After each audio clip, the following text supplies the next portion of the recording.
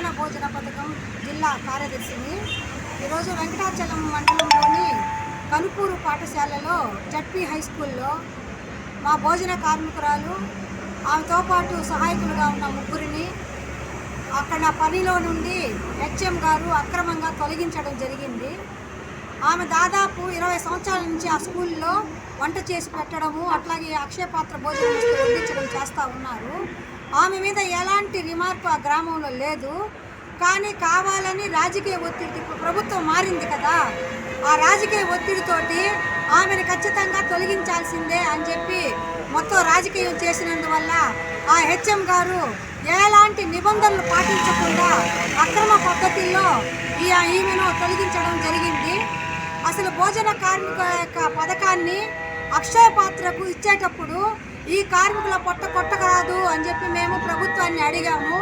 అట్లాగే అడగడం కాకుండా మేము హైకోర్టులో కూడా కేసు వేసాము. ఆ కేసు ఇప్పటికి కూడా కోర్టులో ఉంది, నడుస్తూ ఉంది. ఆ వేసిన కోర్టు కేసులో ఈ జ్యోతి అనే ఆమె కూడాను ఒక పిటిషనరు. కేసు నడుస్తున్న సందర్భంలో పూర్వాపరాలు తెలుసుకోకుండా, న్యాయాలు చూడకుండా ఆ హెడ్ మాస్టర్ గారు జ్యోతి వాళ్ళని తొలగించడం చాలా తప్పు. అట్లాగే ఆయనకి ఎలాంటి ఉత్తర్వులు లేవు తొలగించమనో తీసేయమని చెప్పి. ఆయన కావాలని ఉద్దేశపూర్వకంగా రాజకీయ పలుకుబడి కోసం, వాళ్ళ మెప్పు కోసం ఈ భోజన కార్మికులని తీసేయడం జరిగింది. దాన్ని మేము తీవ్రంగా ఖండిస్తున్నాము. వెంటనే 2-3 రోజుల్లో మళ్ళా తిరిగి వాళ్ళని పనిలో కొనసాగించాలనుకున్నాము. అట్లాగే తెలుగుదేశం నాయకులకు కూడా మేము రిక్వెస్ట్ చేస్తూ ఉన్నాము.